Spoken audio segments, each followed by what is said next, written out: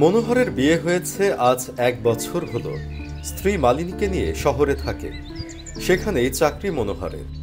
গত ৭ দিন আগে মালিনী অচিনপুরে এসেছে, এখানে ওর বাবার বাড়ি। মনোহর অফিস থেকে ৪ দিন ছুটি নিয়ে ওই অচিনপুরের উদ্দেশ্যেই চলল। উফ বাবা, এত জঘন্য রাস্তা আমি জীবনে কখনো দেখিনি। বাসে বসে থাকতেই যেন কোমরটা ভেঙে যাওয়ার জোগাড়। এই পথে আবার ফিরতে হবে ভাবলেই তো মাথাটা ঝিমঝিম করে ওঠে।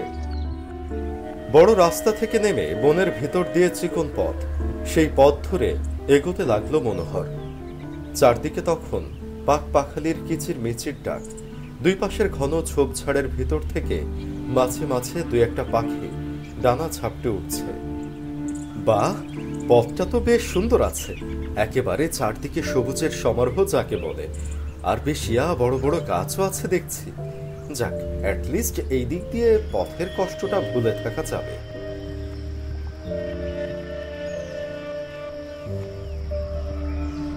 মনোহর যখন তার শ্বশুর বাড়ির দরজায় দাঁড়ালো তখন সন্ধ্যা নেমে গেছে। তাকে দেখে ঘরের ভেতর থেকে বের হয়ে আসে মালিনীর মা, মানে মনোহরের শাশুড়ি। সে জামাইকে দেখে তো আলহাতে আটখানা। ও মা, কে এসেছে?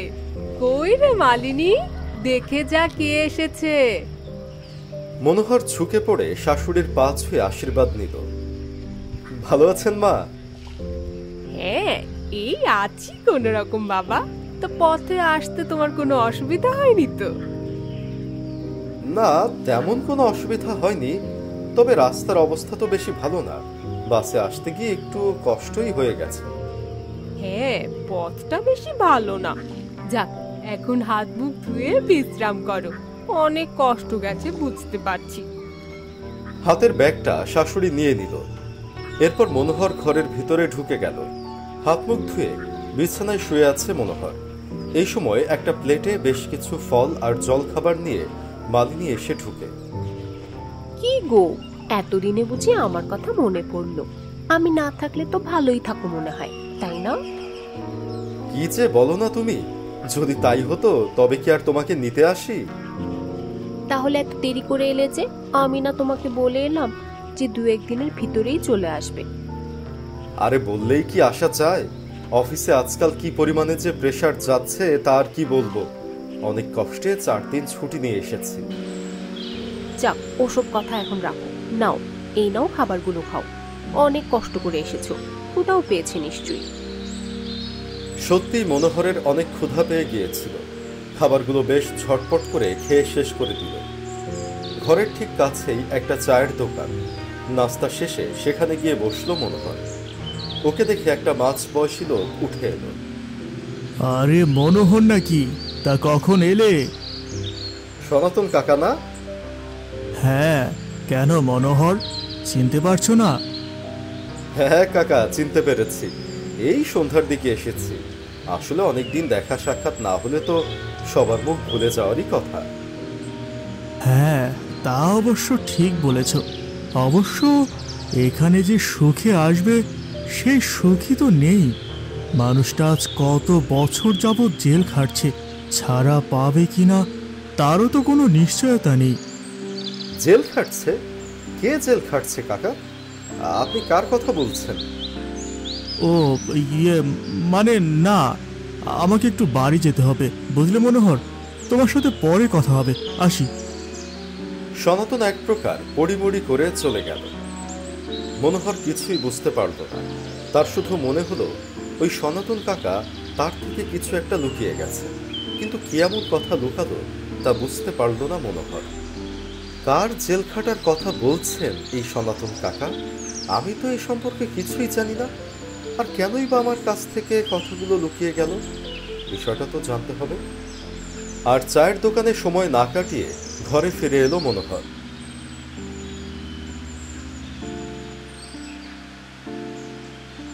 রাতের খাবার নিয়ে বসে আছে মালিনী আর তার মা। মনোহর ঘরে আসতেই তার ডাক পড়ল। তোমার জন্য খাবার নিয়ে সেই কখন থেকে বসে আছি বলো তো। কোথায় গিয়েছিলে? এই চায়ের দোকানে গিয়েছিলাম, সনাতন কাকার সাথে দেখা হলো। আসো, খাবার খাবে, অনেক রাত হয়ে গেছে।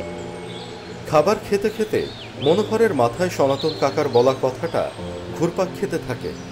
একবার বলবে না করে অবশেষে বলেই ফেলল, আচ্ছা মা, এই বাড়িতে কি এমন কোনো লোক আছে যে জেল খাটছে? মানে অনেক বছর হয়ে গেছে এখনো জেল খাটছে? মনোহরের কথা শুনে হঠাৎ মালিনীর মায়ের মুখটা ফ্যাকাশে হয়ে গেল। মালিনীও ভয়ে ভয়ে বার দুয়েক ঢোক গিলল, কিন্তু এই বিষয়গুলো মনোহরের চোখ এড়িয়ে গেল। মালিনীর মা তাড়াতাড়ি বলে উঠল, কই না তো বাবা, এমন তো কেউ নেই। এইসব কথা তোমাকে কে বলল? সনাতন কাকা বলছিল, কিন্তু হঠাৎ কি মনে করে পুরোটা বলতে গিয়েও বলল না। তারপরে হঠাৎ একটা ব্যস্ততা দেখিয়ে চলে গেল। তুমি এসব কথা কোথায় যে পাও আমি বুঝি না।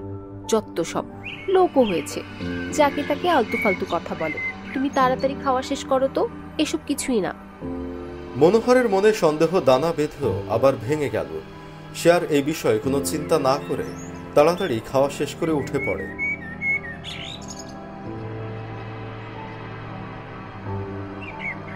রাতের বেলা মনোহর শুয়ে আছে, পাশে মালিনী।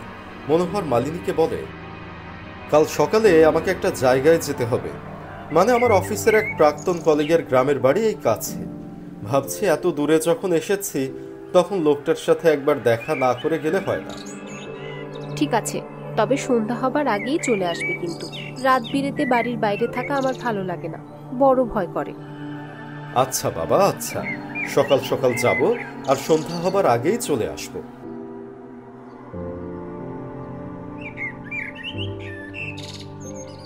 পরদিন খুব সকালে মনোহর তার সেই প্রাক্তন কলিগের বাড়িতে যাওয়ার জন্য বেরিয়ে পড়ে। সে চলে যেতেই মালিনী তার মায়ের কাছে ছুটে আসে। মা, মনোহর এসব জানতে পেরে যাবে না তো? ওই সনাতন কাকা যদি আবারও ওকে কিছু বলে দেয়? না না, আমার মনে হচ্ছে আর কিছু বলবে না। বললে তখনই বলে দিত। জানি না কি হয়, আমার বড্ড ভয় করছে। সবটা জেনে ফেললে না জানিও কি করে বসে। তুই শুধু শুধু দুশ্চিন্তা করছিস, এমন কিছুই হবে না, দেখিস। তখন সন্ধ্যা নেমে গেছে। মনোহর তার অফিসের সেই কলিগের বাড়ি থেকে ফিরেছে। বনের সেই ঝোপঝাড়ের পথ ধরে চলছে। এ পর্যন্ত আসতেই তার কেমন যেন একটা অস্বস্তি ভাব শুরু হলো। তার কেমন যেন ভয় ভয় করতে শুরু করলো। ধুর, এতটা দেরি হয়ে যাবে বুঝতে পারিনি। একেবারে রাত নেমে গেছে দেখছি। একটা টর্চ নিয়ে বের হলাম না সকালে, এখন অন্ধকারে কিভাবে হাঁটবো জানি না। তারপরে আকাশের অবস্থাও বেশি ভালো না, বৃষ্টি না নামলে হয়। মনোহর আর কয়েক পা এগিয়েছে মাত্র, ঠিক তখনই ঝুপঝুপ করে বৃষ্টি নেমে গেল। অন্ধকারে বৃষ্টির থেকে গা বাঁচিয়ে মনোহর একটা বড় গাছের নিচে দাঁড়ালো। ইতোমধ্যে সে ভিজে গেছে। ঠান্ডায় মনোহর দাঁড়িয়ে দাঁড়িয়ে কাঁপতে থাকে। যা ভয় করেছি সেটাই হয়েছে। হতভাগা বৃষ্টিটা নেমেই গেল। এখন কি করি, কিভাবে বাড়িতে যাব? ঠিক এই সময় মনোহরের পিছনের গাছ থেকে বের হয়ে এলো একটা ধোঁয়াশা প্রতিমূর্তি। কি বিকট তার চেহারা, কুৎসিত তার চাহনি। মনোহর কোনো কিছু বোঝার আগেই সেই ধোঁয়াটে ছায়ামূর্তিটা ওর দেহে মিলিয়ে গেল। যখন মনোহর বাড়িতে এসে ওঠে তখন অনেক রাত হয়ে গেছে। এ কি, তুমি তো একেবারে ভিজে গেছো। তোমাকে এত করে বললাম তাড়াতাড়ি এসো, তা আমার কথা তো শুনলে না। সেই বৃষ্টিতে ভিজেই আসতে হলো। আহা, ওকে এখন ঘরে নিয়ে আয়। ভেজা পোশাকে বেশি সময় থাকলে যে ঠান্ডা লাগবে। ওকে ভেতরে নিয়ে যা তাড়াতাড়ি। রাত বাড়ল। খাওয়া দাওয়া শেষ করে মনোহর শুয়ে পড়ল।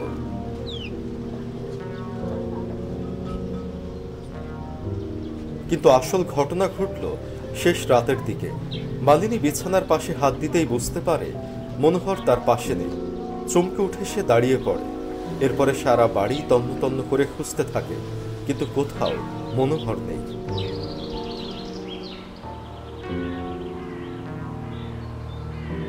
মা, এ কি হয়ে গেল? মনোহর কোথায় গেল? আমরা তো একসাথেই ঘুমিয়েছিলাম, কিন্তু এ কি হয়ে গেল? কোথায় যাবে ও? নিশ্চয়ই ও বাড়ির কোথাও আছে। কোথাও নেই মা, আমি সারা বাড়ি খোঁজ করে দেখেছি। ঠিক এই সময় বাইরের গোয়ালঘর থেকে একটা শব্দ ভেসে আসে। শব্দ শুনে ছুটে যায় মালিনী আর তার মা। গোয়ালঘরের দরজা ঠেলে ভিতরে ঢুকতেই প্রচণ্ড ভয়ে দুজনেই আঁতকে ওঠে। সামনের মাটির উপরে বসে আছে মনোহর। তার সামনে 4 পা ছড়িয়ে পড়ে আছে একটা গরু। তার ধড় থেকে মুন্ডুটা আলাদা। ক্ষুধা, আমার বড় ক্ষুধা পেয়েছে, আমাকে রক্ত দাও, আমি ক্ষুধা মেটাবো। মা, এ কি হয়ে গেল আমার? হায় রে! আমাকে বিয়ে করবি মালিনী? আমি তোকে অনেক সুখে রাখবো। চল আমরা পালিয়ে যাই মালিনী, চল। বলতে বলতে মনোহর ওদের দিকে এগিয়ে আসে। মালিনীর মা মুহূর্তে গোয়ালঘরের দরজাটা লাগিয়ে দেয়। মালিনীর মাথায় তখন কিছু প্রশ্নের ঝড় বয়ে যাচ্ছে। মনোহর শেষ কথাগুলো যে কণ্ঠে বলল, সেই কণ্ঠটা মালিনীর বড় পরিচিত। মুহূর্তে মালিনীর মুখটা আরো একবারের জন্য ফ্যাকাশে হয়ে যায়। পুরনো দিনের কোনো এক অঘটনের কথা মালিনীর হৃদয় ফুঁড়ে উঠে আসে। আমি জানি তুই কিসের ভয় পাচ্ছিস। হ্যাঁ মা, হয়তো ওটা ওরই কাজ, কিন্তু আমাদেরও কিচ্ছু করতে পারবে না। কাল সকালে তোর সনাতন কাকাকে ডেকে নিয়ে আসবো, যা করার সে করবে। মা, মনোহর আবার সুস্থ হয়ে যাবে তো? যাবে মা, কালকেই ও আবার আগের মতো হয়ে যাবে।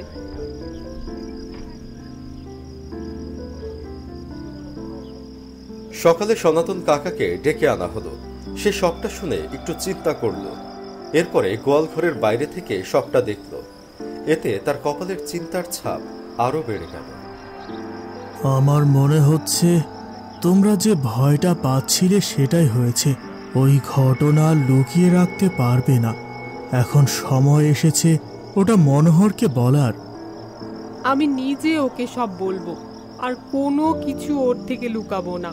কিন্তু আপনি ওকে সুস্থ করে দিন, ওই অপশক্তিকে তাড়ান। আমি জানি না কতটা কি করতে পারবো, তবে সর্বোচ্চ চেষ্টা করব। সনাতন এগিয়ে গেল গোয়ালঘরের দিকে। এরপরে দরজা খুলে ভিতরে ঢুকে পড়ে।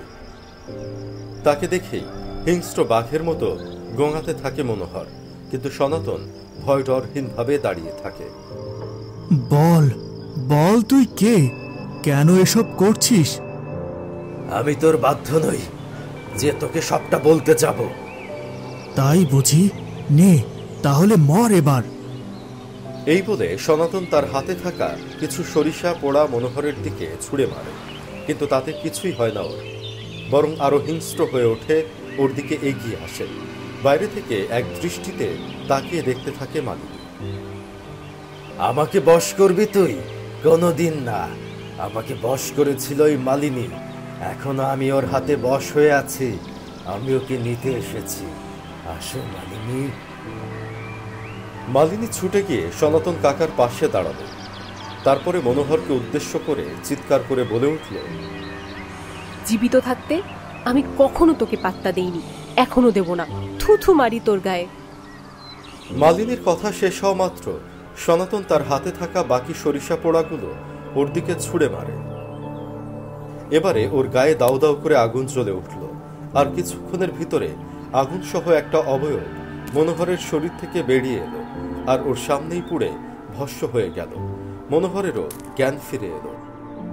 মালিনী, এখন সময় হয়েছে সবটা মনোহরকে খুলে বলার। আর কিছু লুকিও না, সবটা ওকে খুলে বলো। আমি বলছি, মনোহর, গ্রামের একটা বখাটে ছেলে বিয়ের আগে থেকেই মালিনীর পেছনে লেগেছিল, ওকে উত্ত্যক্ত করত। একদিন তো মালিনীকে বাড়ি থেকে তুলে নিয়ে গেল। ওর বাবা পাগলের মতো ছুটল মালিনীর খোঁজে। আমাদের বাড়িতে আসার পথে যে বনের মতো জায়গাটা, সেখানে একটা গাছের নিচে ওর বাবা মালিনীকে দেখতে পেল। সাথে ছিল ওই বখাটে ছেলেটা। রাগে ক্ষুব্ধ হয়ে ওর বাবা হাতে থাকা ছুরিটা নিয়ে ওই ছেলের উপরে ঝাঁপিয়ে পড়ে। ছুরিটা বিঁধে যায় ওর বুকে, আর ছটফট করতে করতে মারা যায়। খুনের অপরাধে ওর বাবা এখনো জেল খাটছে। এত কিছু আপনারা এতদিন আমার কাছ থেকে লুকিয়ে রেখেছিলেন? মায়ের কোনো দোষ নেই। আমি ভেবেছিলাম এসব জানতে পারলে হয়তো তুমি আমাকে ছেড়ে চলে যাবে। এরপর থেকে ওই বখাটে ছেলের অতৃপ্ত আত্মা আমাদের পেছনে পড়ে আছে। আজ এত বছর পরে আমরা মুক্তি পেলাম। তোমার বাবা কোনো অপরাধ করেনি, সে এক অপরাধীর থেকে তার মেয়েকে বাঁচিয়েছে। আমি শহরে গিয়ে ওনার সাজা কমানোর আবেদন করব। মনোহর খুব সহজেই সবটা মেনে নিল, সেই সাথে এত বড় একটা বিপদ থেকে ওদের মুক্তি দিয়ে গেল।